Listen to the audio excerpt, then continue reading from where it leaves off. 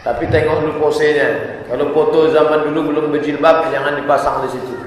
Banyak juga perempuan-perempuan yang sudah pakai hijab, tapi tetap dia uploadkan gambar dia tak berhijab di FB. Tak ada gunanya, karena dia menampakkan auratnya. Itu hanya boleh ditengok oleh suami, oleh anak. Jangan dijadikan milik orang banyak. Ketika anda mengupload gambar anda di internet, maka dia sudah menjadi milik bersama, milik orang banyak. Nanti kalau menikah bagaimana? Bagaimana menyikapi adat istiadat jika ada orang meninggal? Kita melaksanakan doa 3740. Namun saat ditegur malah bilang mereka emangnya yang meninggal itu kucing. Jadi apa yang harus kami lakukan Pak Ustaz? Kalau ada orang meninggal dunia, dianjurkan bersedekah makanan 7-40 hari. Begitu pendapat Imam Atha dari kalangan tabi'in. Buka buku saya 37 masalah populer. Itu bukan hadis Nabi, bukan sahabat Nabi, tapi dari kalangan tabi'in. Maka dalam fadail amal bersedekah boleh mengamalkan hadis dhaif. Begitu kata Imam Ibnu Hajar Al-Haythami. Tapi jangan gara-gara gitu ngutang bubur kacang hijau. Orang miskin susah, ngutang-ngutang untuk ngasih sedekah. Tak betul. Tapi kalau ada anaknya yang kaya, dia bagi makanan, boleh. Bagaimana cara menyikapi dosen yang melarang bercadar? Beliau juga sering menyampaikan suatu hal bertentangan dengan Islam. Lapor ke rektor, wakil rektor, dekan, ketua jurusan. Saya pernah jadi LPM, Lembaga Penjaminan Mutu. Ketuanya Dr. Masyhuri. Sekretaris saya, datang mahasiswi bercadar. Ustaz, kami dilarang dosen, katanya harus buka cadar. Saya rekom kamu melapor ke rektor. Dia lapor, menang dia. Sampai sekarang bercadar. Itu hak human right mahasiswi mau bercadar. Tak boleh dia ganggu-ganggu. Kenapa dosen itu latah mengejek orang bercadar? Orang celana sempit dia diam. Itu menunjukkan isi otaknya setan. Bagaimana cara menyikapi? Bolehkah saat sujud terakhir dalam sholat kita berdoa dalam bahasa Indonesia? Boleh, tapi jangan dilafazkan di mulut. Karena dilafazkan di mulut batal. Amak den batal semua. Dalam hati semua.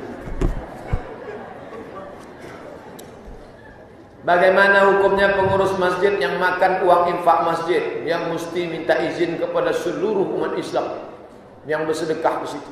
Kalau tidak, dia mesti cari nanti di padang mahsyar. Berkumpul semua umat manusia, Adam, Idris, Nuh, Salih, Ilyas, Ilyas, Zakaria, Musa, Yahya, Isa, Daud, Sulaiman. Carilah itu nanti. Tak akan ditebus sampai dia meminta maaf, membayar semua, baru dia masuk ke dalam surga.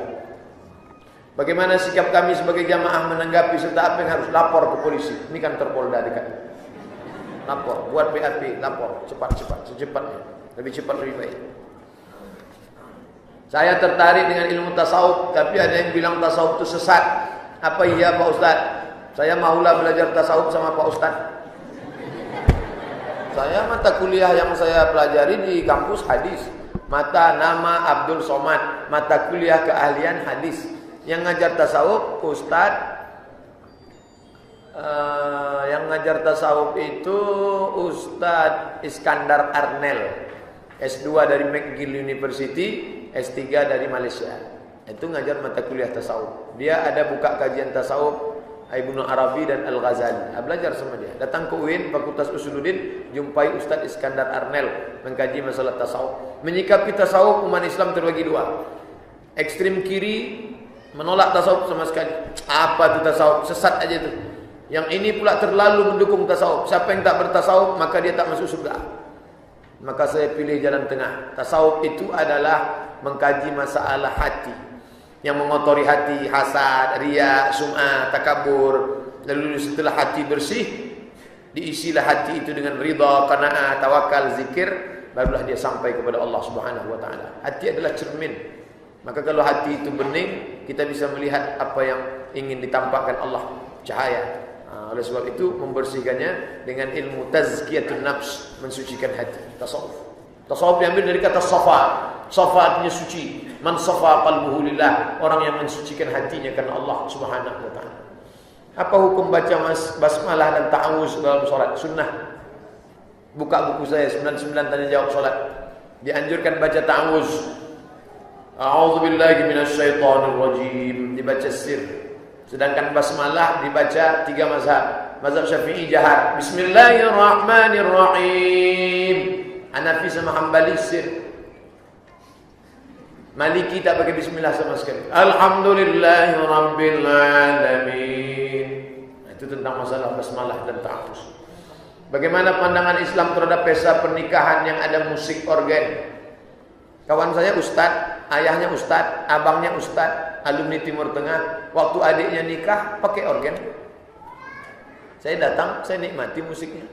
Musik apa? Barakallahu lakuma wa baraka alaikuma wa jama'a bainakuma. Bagus. Tapi jangan pula nikah lebih la Israel. Menangis mempelai. Jangan potong video saya. Ini banyak orang yang tak suka, benci dipotongnya video. Dipotongnya, dibilangnya saya menghalalkan musik. Musik batil, musik setan, musik zina. Tak boleh. Tak boleh masuk ke telinga. Mana contoh musik zina? Cinta Satu Malam. Musik yang bisa mematikan orang. Mana contoh musik yang bisa mematikan orang? Yang racun.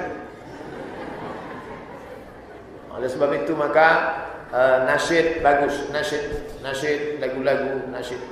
Bagaimana penjelasan Ustaz mengenai organisasi Ikhwanul Muslimin? Kenapa kok ada sekarang dibilang sesat? Yang bilang ikhwan sesat itu siapa? Siapa yang bilang ikhwan sesat? Ikhwan Muslimin didirikan oleh Imam Syahid Hasan Al-Banna. Hasan Al-Banna seorang guru kaligrafi di Mesir, lalu kemudian dia mendirikan organisasi ini ingin supaya berpolitik secara Islam. Akhirnya Ikhwan Muslimin menjadi partai dan dia besar sekali. Lalu rezim yang berkuasa di Mesir benci, maka kemudian partai ini dihabisi. Imam Syahid Hasan Al-Banna meninggal ditembak. Lalu kemudian dan pejuang kita, saya upload itu 17 Agustus yang lalu di FB, foto-foto Hasan Al-Banna bersama Muhammad Nasir, bersama Syahrir. Pejuang-pejuang kita datang ke Mesir mengucapkan terima kasih atas motivasi yang diberikan oleh Hasan Al-Banna atas perjuangan kemerdekaan Republik Indonesia. Kapan ikhwan dipojokkan? Ceritanya begini. Ini Kuwait, ini Irak, ini Saudi Arabia. Saudi Arabia, Kuwait, Irak. Saudi Arabia, Kuwait, Irak. Saddam Hussein mulai mencaplok Kuwait. Kalau Kuwait berhasil, Saudi Arabia akan dia caplok. Maka Raja Saudi Arabia sudah mulai uring-uringan. Gimana nih? Saddam Hussein sudah ngambil Kuwait nih. Tak lama lagi dia akan sampai ke Saudi Arabia. Akhirnya Raja Fahad minta bantuan Amerika. Ketika Raja Fahad minta bantuan Amerika, orang-orang Ikhwanul Muslimin yang ada di Saudi Arabia menolak. Tidak setuju, karena minta bantuan orang kafir untuk menghabisi orang Islam. Disitulah pecah dua.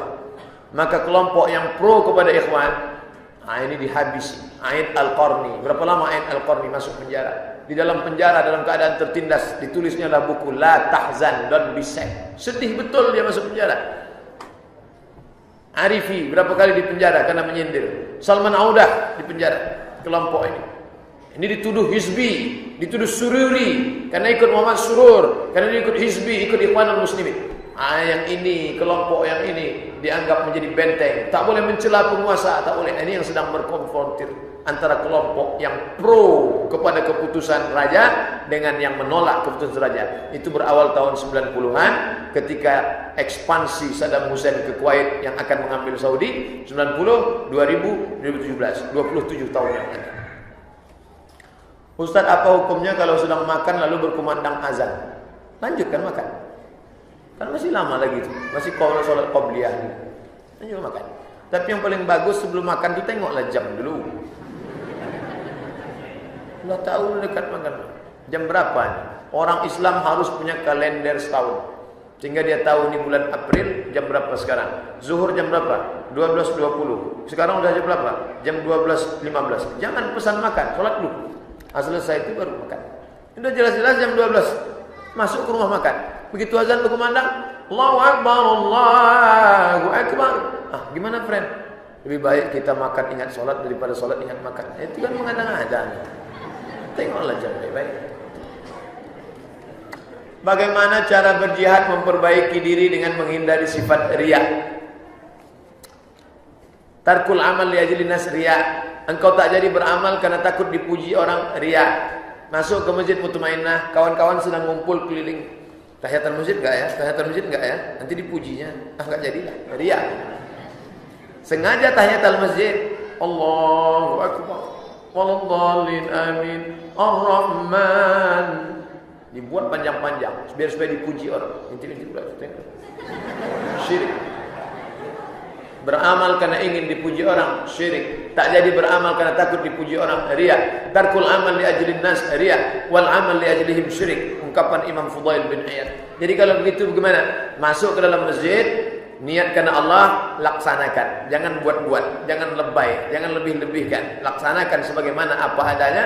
Aku berada di hadapanmu ya Allah, bukan dalam pujian manusia. Kamu kenapa tak pernah ke masjid? Saya sebetulnya mau ke masjid, Pak Ustaz. Kenapa tak ke masjid? Takut saya riya. Masalah orang mau puji itu cakap dia.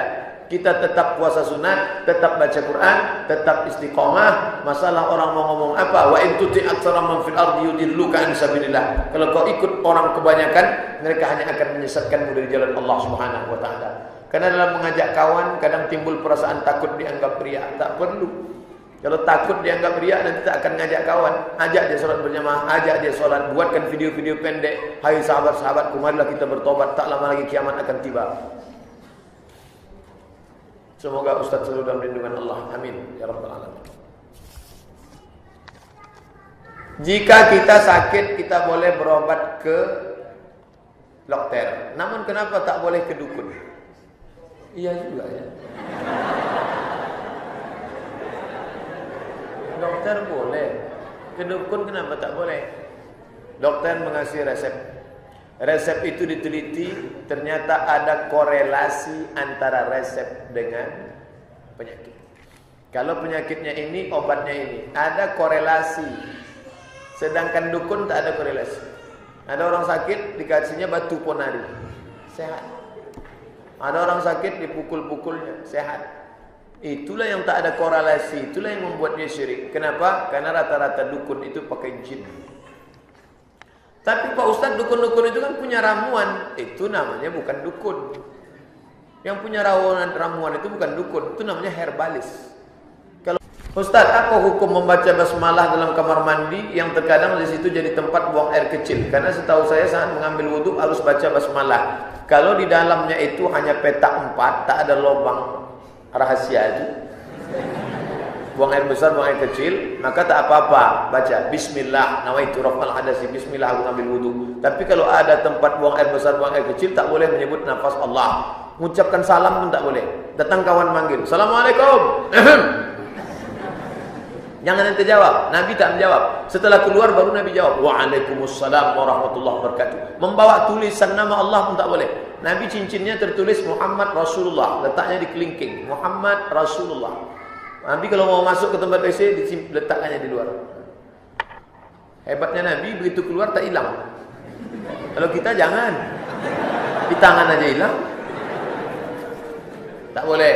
Maka kalau terpaksa juga ngambil wuduk di dalam, kalau ada keran di luar ngambil wuduk. Kalau terpaksa juga di dalam, musafir tak ada, dalam. Tapi jangan lafazkan Bismillah, dalam hati boleh.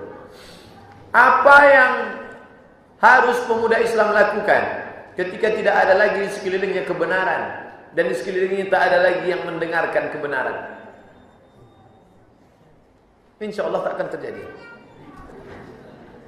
Andai terjadi, tak ada lagi sekeliling kita mendengarkan, apa yang mesti kita lakukan? Carilah sya'bin minas syu'ab, carilah lembah. Ini bukit, ada tanah yang landai. Pergilah ke lembah itu, bercocok tanam, ternak kambing sampai kematian datang. Itu namanya uzlah. Tak sanggup lagi, berdakwah tak sanggup, kacau balau sudah. Negeri ini dikuasai oleh PKI, na'udzubillah. Lalu tak bisa berbuat apa-apa, maka itulah yang dilakukan. Cari bukit entah di mana, ternak kambing, tanam cabai, tanam bawang, tanam genjer, tanam kencong. Habis itu sampai malaikat maut datang, mati. Tapi saya berharap itu tidak terjadi pada kita insyaallah. Ustaz dalam ceramah bilang itu seno pacaran ta'aruf boleh. Ta'aruf itu apa Ustaz? Ta'aruf itu apa? Ta'aruf diambil dari 3 huruf. Arafa, kenal. Ta'aruf, saling kenal mengenal. Kerja sudah, kuliah selesai, kerja sudah, mapan sudah, rencana mau menikah. Pas ketika datang nampak perempuan jauh. Nampaknya cocok saya sama itu Pak Ustaz. Mana orangnya itu? Gimana saya bisa kenal sama dia Pak Ustaz? Itu adiknya si Anu tuh. Oh, jadi gimana? Kamu bertamu ke rumah dia, nanti saya jumpakan sama abangnya. Nah, begitu sampai sama abangnya, nanti adikmu aku mau tengok dari dekat. Tapi jangan sampai dia tahu bahwa aku mau nengok dia. Dialah. Nanti dibawanya lah aku. Mana aku tadi dua gelas ya? Datanglah dia keluar.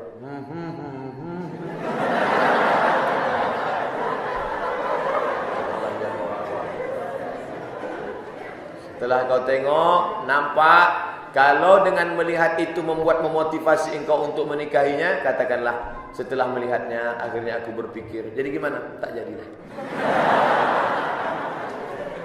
Dari jauh aja rupanya cantik. Jadi tak ada yang tersinggung. Dia pun tak. Tapi coba kalau dia tahu, besok aku mau nengok, tahu dia, mungkin sejak itu pindah dia ke Jakarta langsung. Tak sanggup dia hidup lagi di situ. Setelah cocok taruh, kenal, baik, jilbabnya panjang, orangnya ramah, tak macam-macam, tak minta apa-apa. Apa yang kau inginkan dariku, Adinda? Aku hanya ingin engkau menjadi imamku dunia dan akhirat. So sweet, tapi jarang-jarang yang begitu. Nah, setelah taruh, langsung khitbah, langsung. Tadi ada pengumuman ceramah pengajian, judulnya Rukun Nikah. Nah, cuman yang jadi masalah, biasanya kalau dibuat pengajian begini, yang banyak ikut yang udah nikah. Ustaz, apakah ada perbedaan buku sifat solat Nabi karya Albani dengan Syekh As-Saqqaf? Ada, sangat. Miliki dua-duanya. Baca sifat solat Nabi, Syekh Nasruddin Al-Albani miliki juga. Yang punya Syekh Hasan As-Saqqaf namanya bukan sifat solat Nabi, Sahih sifat solat Nabi. Ingat ada sahihnya di belakang. Sahih sifat solat Nabi. Bandingkan antara dua.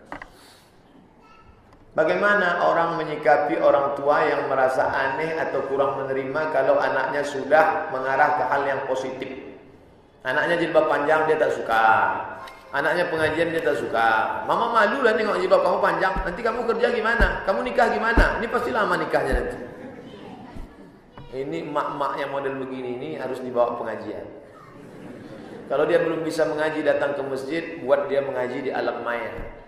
Ada nomor WA ibu tuh, ada, sharekan ceramah ustaz-ustaz. Kira-kira dia masuk suara yang lembut apa yang keras? Yang lembut, Dr. Mustafa Umar. Pakailah jilbab. Ini dari Allah Subhanahu wa taala. Selamatkan kita. Mana yang contoh dia? Jilbab adalah wajib, sama-sama salat. Kalau tidak, neraka jahanam tempatnya. Nah, suruh dia dengar dua-dua. Tak juga dia takut. Udahlah, sabar aja lah, tunggu dia mati.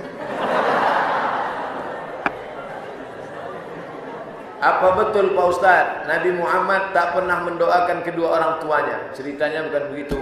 Aku minta izin kepada Allah supaya aku berziarah ke makam ibuku, maka Allah mengizinkan aku. Lalu Nabi pun datang. Aku mohon izin supaya mendoakan, maka aku tidak diizinkan mendoakan. Lalu orang mengambil kesimpulan, karena tidak diizinkan mendoakan berarti kafir. Itu yang menjadi masalah. Maka ayat lebih kuat mengatakan, wa ma kunna mu'azzibina hatta nab'atsa rasula. Kami tidak akan mengazab sebelum kami mengutus rasul. Ayah dan ibu Nabi itu sebelum rasul apa sesudah rasul? Sebelum. Maka mereka itu ahlul fatrah. Begitu kata Syekh Muhammad Al-Ghazali, begitu kata Syekh Asy-Shinqiti. Maka mereka itu adalah ahlul fatrah. Ditambah lagi hadis Nabi yang mengatakan, aku ini berasal dari tulang sulbi rahim suci. Muhammad, anak Abdullah, anak Abdul Muttalib, anak Hashim, anak Manaf, anak Qusay, keturunan Lu'ay Fihir, cucu cicit Adnan, cucu cicit Ismail, anak kandung Ibrahim alaihissalam. Suci. Buka buku 37 masalah populer. Sudah saya bahas judul masalah orang tua Nabi apakah di neraka atau tidak. Tolong jelaskan tentang ahlul fatrah. Udah saya sebut tadi. Ajaran Nabi Isa sudah hancur. 324 hancur ajaran Nabi Isa. Gara-gara voting oleh Konstantinopel. Kata Kaisar Konstantin, Yesus itu anak Tuhan. 3 dalam 1, 1 dalam 3. Akhirnya menang yang mengatakan itu. Hancur ajaran Nabi Isa 324-325 di konsili Nisea, pertemuan ulama-ulama Kristen, nama tempatnya Nisea, Turki sekarang. Ajaran Nabi Muhammad belum datang. Ajaran lama sudah hancur, ajaran baru belum datang. Mereka ini ahlul fatrah. Allah berfirman dalam Quran, "Wa ma kunna mu'azzibina," kami tidak mengazab hatta nab'atsa rasula, sampai kami mengutus rasul. Saat sholat maghrib, kapankah makmum membaca Al-Fatihah? 3 mazhab. Menurut mazhab Hanafi, makmum tak baca Fatihah karena imam sudah baca, cukup. Menurut mazhab Syafi'i, makmum wajib baca Fatihah. Menurut mazhab Maliki, kalau bacaannya jahar, makmum tak perlu baca Fatihah karena telinganya sudah dengar. Bismillahirrahmanirrahim. Tapi kalau makmumnya sir, sholat zuhur, sholat asar, maka makmum baca Fatihah. Seandainya berpegang kepada mazhab Syafi'i, makmum baca Fatihah. Kapan dia baca? 2 waktu. Pertama, selesai imam baca amin. Amin. Baca Fatihah. Yang kedua, ikuti bacaan imam. Alhamdulillahirabbil alamin. Ar-Rahmanir Rahim. Selesai imam baca Fatihah, kita pun selesai. Ustaz pilih yang mana? Saya baca Fatihah setelah imam baca Fatihah. Apakah ada dalilnya setelah mengerjakan sholat sunat kemudian bergeser sedikit? Setiap tempat-tempat sholat akan menjadi saksi di hadapan Allah. Memperbanyak sholat di masjid-masjid. Dulu ada Kapolda di Riau ini, waktu dia menjabat, selama dia tugas tak pernah sholat subuh di masjid yang sama. Masjid ini sholat subuh. Selama tugas di Pekanbaru pindah sini pindah. Kenapa? Dia ingin setiap masjid itu akan menjadi tempat saksi di hadapan Allah SWT. Berapa tahun dia jadi Kapolda sini? Setiap tempat itu dia pindah. Dan kalau dia sholat di situ, ada orang di situ dikasihnya duit semua yang sholat subuh. Makanya banyak yang ngikuti dia besok-besoknya. Nah, jadi kenapa orang tadi pindah? Dia ingin menjadi saksi di hadapan Allah SWT. Wa naktubu ma qaddamu wa asarahum. Kami menulis. Jadi saya enggak pindah-pindah berarti tak ditulis? Ditulis. Hikmah di balik itu apa? Kalau kita pindah tempat, kenalan baru, teman baru. Assalamualaikum, apa kabar? Itu sebenarnya yang ingin diajarkan. Contohnya ketika masuk masjid, sholat tahajud masjid, setelah selesai bergeser sedikit, bagus, tak salah. Apalagi di Masjidil Haram, dari sudut ini, dari sudut ini, dari sudut ini, menengok banyak, kenalan sama orang, tukar cerita. Saya tak bisa bahasa Arab, Pak Ustaz, bahasa Inggris tak bisa, bahasa Turki, Erdogan. Bagaimana caranya menjaga pergaulan dengan para wanita di kelas? Karena saya masih kuliah. Jangan bergaul sama wanita. Bergaul sama laki-laki saja. Dan perempuan-perempuan jangan bergaul. Dosen-dosen jangan membagi tugas laki perempuan. Saya kalau bagi tugas laki-laki sama laki-laki, perempuan sama perempuan. Kursi saya bagi 2, sini laki-laki, sini perempuan. Kalau terpaksa betul, apa boleh buat? Darurat. Tapi untuk bergaul tidak. Alah Ustaz, memangnya dulu waktu kuliah enggak bergaul. Laki-laki sama di Al-Azhar, kampus laki-laki perempuan 15 km. Sama anak-anak Indonesia Ustaz tak bergaul. Waktu saya kuliah, mahasiswa Indonesia 2.400 orang. Laki-laki 2.100, perempuan 300. Saya tak dapat. Makanya saya selamat dari pergaulan. Jangan dengan alasan-alasan la talbisul haqqa bil batil, campur aduk antara hak dan batil. Ustaz, bolehkah saya membangunkan teman sekelas saya untuk ngajak tahajud? Bagaimana ingin menyampaikan ilmu yang kita dapat dalam kajian ke orang tua agar dia tak tersinggung? Karena kadang bertentangan dengan kebiasaan sehari-hari. Kenapa kebenaran mesti sampai dari mulut kita? Kenapa kebenaran mesti sampai dari mulut Abdul Somad? Ustaz Somad, ada ustaz datang dari Jakarta, dia menyampaikan begini-begini. Bagus, kebenaran tak mesti sampai dari mulut kita. Kebenaran dari kita disampaikan dengan mulut ustaz, mulut orang tua, nenek mama. Kita tahu orang tua kita itu tak pernah melihat kita besar. Orang tua tidak pernah melihat anak itu dewasa. Berapapun umur kalian, di depan mata orang tua, kalian adalah anak kecil yang baru pandai berjalan. Maka ketika kalian ceramah, dia tidak simpati, dia lucu nengok anak kecil ceramah. Anak kecil dah pandai ceramah. Sampaikanlah kebenaran lewat mulut siapa? Kakaknya, makciknya, nenek mamaknya, tokoh masyarakatnya, tokoh adatnya. Biarlah kata itu sampai dari mulut mereka. Apa isi pesan substansi yang mau disampaikan? Berkerudunglah. Nenek mama itu siapa dia? Dialah nenek mama awak yang didulukan selangkah, ditinggikan seranting, batangnya tampek basanda, daunnya tampek dakanya tampek baselo. Dialah yang dia pun pakai petata petitih 2 jam selesai. Intinya satu aja, berkerudunglah. Bagaimana menyuruh adik perempuan dan ibu saya berhijab? Mudah, sampai dah. Itu ujung-ujungnya. Bagaimana hukumnya jika kita tahu kredit rumah, motor, mobil itu hampir riba, tapi tetap kita lakukan kredit itu dengan dalih kebutuhan mendesak hingga lunas? Bukankah itu kita memaksakan diri? Apakah barang yang kita beli itu riba selamanya? www.google.com, tulis di situ SOMADMOROCCO spasi kredit. Somat Morocco kredit. SOMADMOROCCO, Somat Morocco spasi kredit. Nanti dapat tulisan uang dengan uang riba, uang dengan barang tidak riba. Mengapa Imam Syafi'i marah bila mencari kebenaran Islam melalui filsafat? Filsafat yang mana? Filsafat Yunani yang masuk waktu itu ada filsafat wujudiyah. Yang benar itu mesti ada tampak dengan mata. Maka yang tidak tampak dengan mata berarti tidak benar, tidak Tuhan. Maka Tuhan tidak ada, malaikat tidak ada, kiraman katibin tak ada, surga tak ada, neraka tak ada, azab kubur tak ada. Itu yang dia benci. Adapun cara berpikir mengajak orang masuk Islam, Wasil bin Atta yang katanya Mu'tazilah dalam satu debat pernah mengislamkan 60.000 orang. Hebat. Nah, jadi belajar filsafat, filsafat yang mana? Filsafat cara berpikir yang benar. Adapun filsafat ateis, filsafat yang mengatakan Tuhan sudah mati, itu batil, haram. Makanya kita disuruh baca, iqra, baca. Apa yang dibaca? Baca buku filsafat, baca buku pemikiran. Tapi jangan lupa ada kerangkanya. Bismi rabbikal ladzi khalaq, atas nama Allah. Bertentangan dengan Quran, dengan sunnah, buang jauh-jauh. Bagaimana sikap kami pengurus masjid? Ada jamaah tabligh mau istirahat, mau iktikaf. Kalau menolak berdosa tidak. Kalau menerima, karena dari dulu yang kami baca jamaah ini termasuk firqah sesat. Pertama, di mana letaknya sesat jamaah tabligh? Jamaah tabligh ini sesat karena berjubah, Nabi pakai jubah. Jamaah tabligh ini sesat karena berjenggot, Nabi berjenggot. Jamaah tabligh ini sesat karena bersorban, Nabi bersorban. Di mana letak sesatnya? Oleh sebab itu jangan mudah menyesatkan orang lain. Sesat menyesatkan itu ada kaedahnya. Ada 10 kaedah dari Majelis Ulama Indonesia. Kalau kena dia salah satu baru dikatakan sesat. Sudah kita kaji di Masjid Al-Kautsar hari Ahad yang lalu. Ada videonya. 10 kriteria MUI tentang sesat. Lalu kemudian kalau jamaah mau datang mengiktikaf di masjid, pengurus harus musyawarah. Nanti dibolehkan dengan catatan. Jangan menggantung-gantung pakaian, jangan tidur telungkup air liur tumpah di sajadah, jangan catatan. Adapun tidak sama sekali tak bijaksana. Ini dakwah, mengajak orang ke jalan Allah. Banyak yang ustaz tak bisa. Ustaz Somad ceramahnya kan di masjid. Yang ngajak ke pintu-pintu itu siapa? Yang berani ngetok pintu?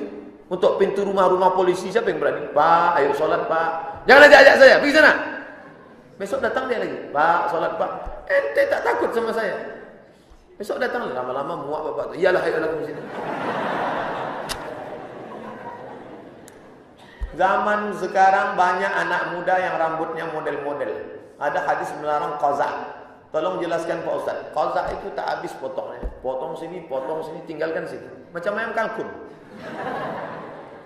Potong tipis sini, potong sini, dicak. Kalau dulu di kampung saya namanya rambut cakuk-cakuk. Zikzag. Dulu itu orang begitu. Dulu kalau ada begitu orang malu keluar. Memang dunia ini dah mau kiamat. Oleh sebab itu anak-anak muda tak boleh ini. Nabi melarang. Maka yang dilarang Nabi itu hukumnya haram. Alaikum bisunnati, ikutilah sunnahku. Kata Nabi kalau mau cukur, cukur semua. Kalau mau pendek, pendek semua. Kalau mau gundul habis, gundulkan semua. Jangan buat begitu. Karena ini ciptaan Allah yang baik. Siapa yang membisikkan itu? Setan. La ughwiyannahum, aku akan sesatkan mereka. Wala udillannahum, aku sesatkan mereka. Wala umanniyannahum, aku buat dia berangan-angan, berhalusinasi. Aku yang paling ganteng, aku yang paling hebat, aku yang paling keren, aku yang paling, aku paling. Dia merasa aku. Orang lain nengok dia. Ustaz bisa ceritakan sedikit sirah tentang Hasan al-Banna dan perkembangan dakwahnya. Hasan al-Banna risau menengok Turki Utsmani sudah hancur 1924. Sultan Abdul Hamid digulingkan, naiklah presiden yang bernama Mustafa Kemal Atatürk di Turki. Sekuler habis. Azan tak boleh pakai mikrofon, suara-suara tak boleh, dibubarkan pengajian-pengajian, masjid dirubah menjadi museum. Maka sampai ke Mesir, Hasan al-Banna gelisah, akhirnya dia mengajak. Yang diajaknya bukan ulama-ulama, tukang cukur, tukang jaga toko. 6 orang, 7 orang kumpul bersama memikirkan. Akhirnya buat pengajian perkumpulan sederhana saja, simple. Akhirnya menjadi besar dan membentuk partai. Itulah namanya partai IM, Ikhwanul Muslimin. Tapi pemerintah tak suka, akhirnya ini harus dihabisi menjadi partai yang terlarang. Lalu kemudian rezim Gamal Abdul Nasir 1966 menggantung Sayyid Qutb. Sayyid Qutb digantung 1966 gara-gara dituduh subversif mau mengganti negara menjadi negara Islam.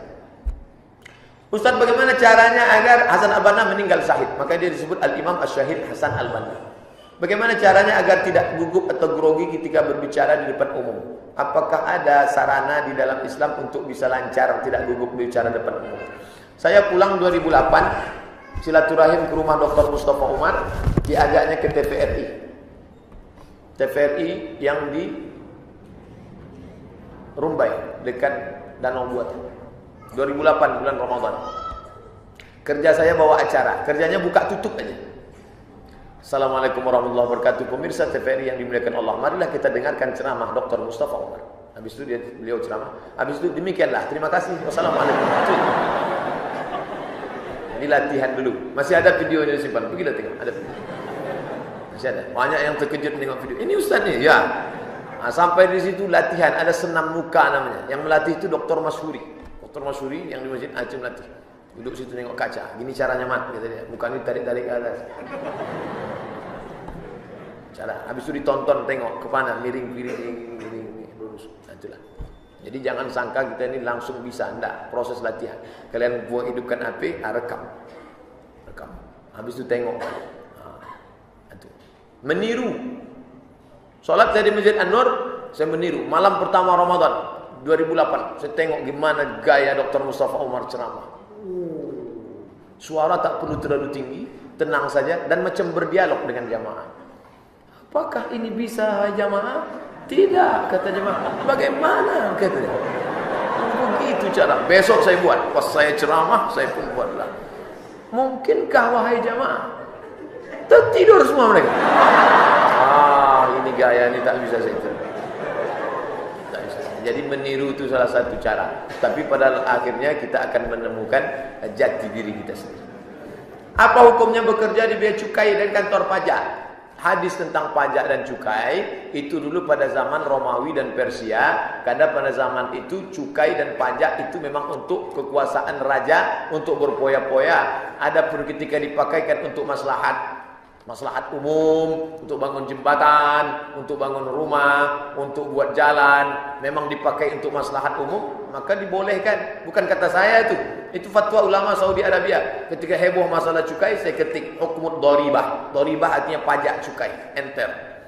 Oh begitu kata para ulama Saudi Arabia. Kalau untuk maslahat ammah. Nah, negara kita ini kira-kira pajak kita ini untuk maslahat ammah atau untuk pribadi? Pikirkanlah baik-baik. Bagaimana cara meyakinkan orang tua agar paham dan mau menikahkan anaknya lebih cepat sesuai sunnah? Ngomonglah sama dia. Ajak orang yang ngomongnya didengarnya. Kita tahu dia ngajinya sama siapa. Orang tua ini ngajinya dengan Ustadz Mas Riyadi Hasan. Bawa Ustadz Mas Riyadi. Ustadz besok bertamu ke rumah kami. Ya. Ada acara makan siang Ustadz. Ya. Tapi gini Ustadz, no freelance. Tak ada makan siang yang gratis. Jadi apa? Tolong Ustaz bicara tentang masalah pernikahan dini, menyelamatkan dari zina. Yalah, Ustaz Mas Riyadi pun masuklah. Judul kajian kita adalah pernikahan dini menyelamatkan dari zina. Kalau kebetulan dekat masjid situ, itu sampai. Itu cara. Ngaji tak orang tuanya? Ngaji. Kalau ngaji enak, cari siapa ustaznya. Dia tak ngaji Pak Ustaz. Jadi gimana? Preman. Oh payah itu. Ustaz, anak mau tanya tapi maaf tak sesuai dengan tema. Bagaimana cara kita menyikapi ketika kita sudah berhukum dengan sudah berhijrah dengan memanjangkan jilbab, namun seringkali anak dibilang fanatik kayak teroris. Anjing menggonggong kapilah berlari. Yang laki-laki ke masjid, datang orang ngomong, mau kemana? Ke masjid ya? Titip salam sama Tuhannya. Anjing menggonggong kapilah berlalu. Ustaz dulu deh. Kadang anak merasa sedih sebab di tempat tinggal anak sangat jarang sekali yang berjilbab dalam. Nanti buat tablik akbar, momen menyambut Ramadan, momen nuzul Quran, momen. Nanti kalau ada ustaz yang ceramah dekat masjid situ, buat judulnya adalah hukum jilbab panjang. Jemaah sekalian, judul kajian kita malam ini hukum jilbab panjang. Dengan itu mencerahkan mereka. Apa itu tasawuf? Tasawuf diambil dari kata safa. Safa artinya suci. Tasawuf mensucikan diri dari riya, sum'ah, takabur. Setelah dia suci baru diisi dengan ridha, qanaah, tawakal, zikir. Membersihkan. Itu saja. Apakah para rasul dan sahabat tabi'in rasul juga bertasawuf? Mereka tak menyebutnya tasawuf. Lalu apa namanya? Tazkiyatun nafs, pensucian jiwa. Wa nafsin wa ma sawaha, demi jiwa dan penciptaannya, fa alhamaha fujuraha wa taqwaha, ada jalan dosa dan ada jalan takwa. Qad aflaha man zakkaha, beruntunglah orang yang mensucikannya, wa qad khaba man dassaha, rugilah orang yang mengotorinya. Jangan kotori jiwa. Jagalah hati, jangan kau kotori. Jagalah hati, jangan kau nodai. Jagalah hati, jangan kau sakiti. Jangan sakiti hati orang, tapi ujungnya sakit juga hati teh nini. Teh nini aja tak tahan, apalagi teh botol. Apakah Syekh Qardawi bertasawuf? Padahal yang saya kenal Syekh Qardawi adalah ulama fikih. Tasawuf bukan fikih. Fikih itu mengkaji halal, haram, makruh, mubah. Halal, haram, makruh, mubah. Sedangkan tasawuf konsentrasinya adalah akhlak, bagaimana ridho, bagaimana qanaah, bagaimana tawakal, bagaimana menghilangkan sum'ah, bagaimana. Jadi kajiannya masalah hati. Jadi kalau ada orang mengatakan itu Dr. Mustafa Umar itu tasawuf itu, dia tak pernah menyebut dirinya tasawuf, tapi kajiannya banyak mengkaji masalah hati. Ustaz, Islam itu isbal itu wajib atau tidak? Isbal artinya memanjangkan kaki celana, memanjangkan kain, memanjangkan jubah, memanjangkan kaki celana. Itu namanya isbal. Isbal wajib apa tidak? Ini yang bertanya ini tak paham. Karena tak paham, itulah dia bertanya. Maka saya jelaskan, isbal itu artinya laki-laki memanjangkan jubah, memanjangkan kaki celana, memanjangkan kain sarung lewat mata kaki. Namanya isbal. Jadi pertanyaan yang betul akan datang kalau mau nanya, apakah itu isbal? Apa hukumnya?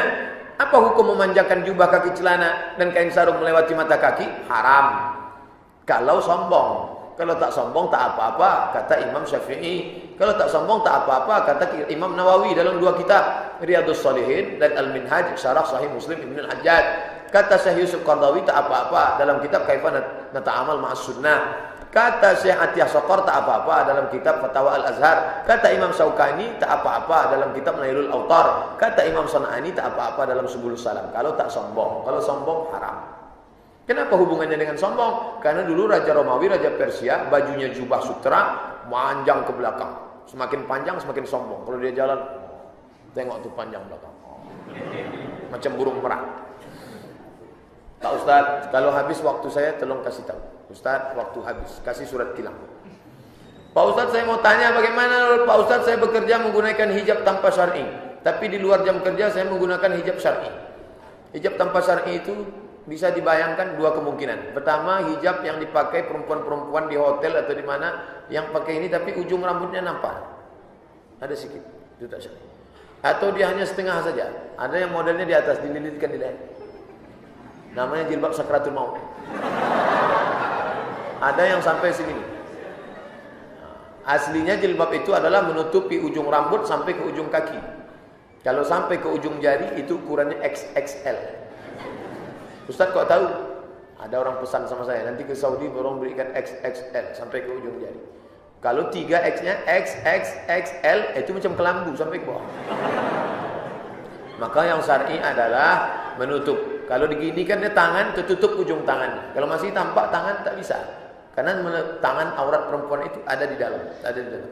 Nah, di saat bekerja dia mungkin dilarang atasannya, carilah pekerjaan yang mendatangkan ridha Allah, yang mendatangkan rezeki yang barokah. Karena ketika kita berdoa wa barakatan fir rizqi. Sementara dapat gimana Pak Ustaz untuk susu anak, suami tak bekerja, rumah bla bla bla bla bla, darurat. Ad-darurat tubihul mahzurat. Jaga-jaga kehormatan diri. Pekerjaan saya sepertinya tidak sesuai jika menggunakan hijab syar'i. Makanya saya hanya menggunakan hijab biasa. Dan jika ada pertanyaan dari teman-teman, kenapa kadang-kadang saya hijab syar'i, kenapa, bagaimana menanggapinya Pak Ustaz? Ini hanya darurat sementara dapat kerja yang membolehkan saya hijab syar'i. Andai dia tetap juga memakai hijab syar'i, maka ininya mesti panjang dan tertutup. Tertutup.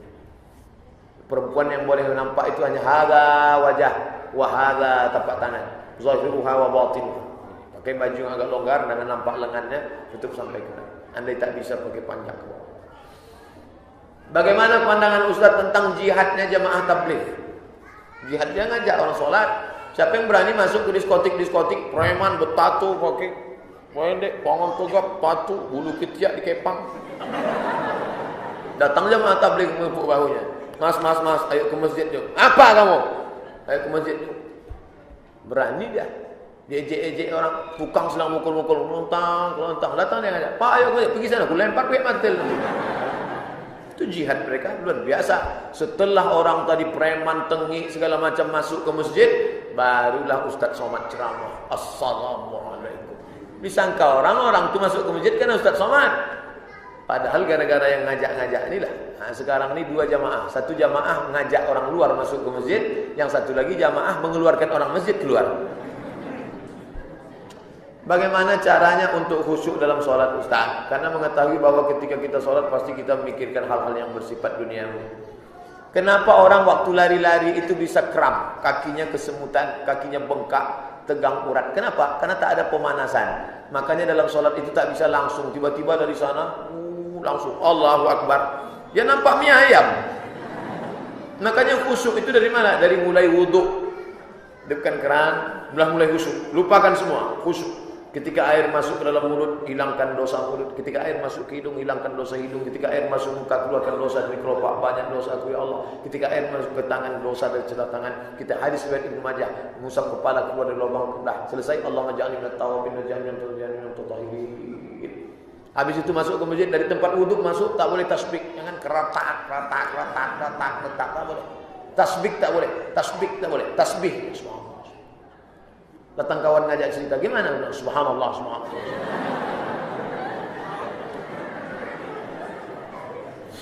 Dah, sambut seruan azan. Allahu Akbar, Allahu Akbar. Allah. Hayya salat. Datang kawan ngajak ngobrol. Ini la haula wala quwwata. Allahumma rabb hadhihi ad-da'wati tammah salatu Yang keempat, pahami bacaan. Pahami bacaan yang kita baca. Saya tak menyuruh menghafal terjemah. Pahami baca. Inna salati wa nusuki wa mahyaya wa mamati la syarika lahu wa bidzalika. Inna salati, my prayer, wa mahyaya, my life, wa mamati, my die, lillahi ta'ala, for you, oh my God. Bukan diterjemahkan begitu, dipahami maknanya dia. Dah, yang kelima, connect antara mulut dengan hati. Ini hati, ini mulut. Ini mulut, ini hati. Connect, ini hati. Sebelah kiri, ini hati. Jantung. Ini mulut, connect deh. Mulut berkata, hati mengingat. Begitu agak-agak jauh dia connect lagi. Agak-agak jauh connect lagi. Jangan sampai keluar tulisan kabel unplug. Macam meniti pematang di tengah sawah. Ini sawah ada tanah licin. Begitu. Jatuh naik lagi. Jangan sampai jatuh lari sempat pulang nangguk ikan. Berikan petunjuk atas pemahaman, tak perlu mentaati pemerintah yang sudah zalim. Saya tak lagi bayar pajak karena pemerintah membuat kepada warga Indonesia membuat banyak hutang dari komunis. Bapak ni tak mau bayar pajak lagi karena Indonesia dianggap sudah zalim, menjalin hubungan dengan komunis, membawa Cina segala macam. Maka ini ati Allah, ta'ala kepada Allah, wa ati'ur Rasul, ta'ala kepada Rasul, wa ulil amri minkum, ta'ala kepada ulil amri. Baca ayat sebelumnya. Innallaha ya'murukum an tu'addul amanat. Allah menyuruh kamu pemimpin yang amanah. Wa idza hakamtum bainan nasi an tahkumu bil adli, amanah dan adil. Kalau dia pemimpin amanah dan adil, patuhilah dia. Kalau dia tidak amanah dan tidak adil, maka la sam'a wa la ta'ah, tidak ada kepatuhan. Tapi jangan gara-gara ini nanti bapak ditangkap karena tak bayar pajak, saya dijadikan alasan. Apa saja kiat-kiat agar pribadi ini menjadi muslim yang taat kepada perintah Allah dan perintah Rasulullah sallallahu alaihi wasallam? Ikut pengajian, paksakan diri, ikut pengajian. Kajian Dr. Musawa Umar, datang. Kajian Ustaz Masri Hadi Hasan, datang. Kajian Ustaz Samsudin Muir, datang. Kajian Ustaz Saidul Amin, datang. Dengan datang itu, telinga masuk pengajian, mata masuk, itu menjaga kita. Bersama dengan komunitas, karena komunitas lingkungan. Anda adalah apa yang Anda dengar, apa yang Anda baca. Yang didengar, yang dibaca masuk ke hati, itu yang dipikirkan. Maka usahakanlah mendengar ayat Allah, melihat kalimah Allah, memikirkan, dan bersama dengan sahabat sekeliling. Setelah itu baru doa istiqamah. Allahumma khtim lana bi husnil khatimah, wa la takhtim alaina bi su'il khatimah. Mengusir, apa hukumnya mengusir orang yang ingin beriktikaf dalam masjid? Wa man azlamu mimman mana'a masajidallah. Tidak ada perbuatan yang lebih zalim daripada orang yang melarang untuk memakmurkan rumah Allah. Ada orang mau memakmurkan rumah Allah, kita usir. Itulah perbuatan yang paling zalim. Ini kertas dari orang tasawuf. Ingin menguji Ustaz. Awak cuba Ustaz, itulah putih tidak nak lipat. Ini sumbangan 5.000 perak untuk apa? Untuk masjid. Ustaz, azan 15.26, ceramah 10 menit lagi.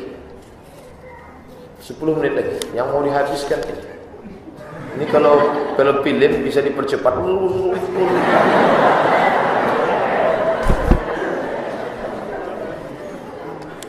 Bagaimana kami jaga hati ketika ujian harta kekuasaan kami dapati?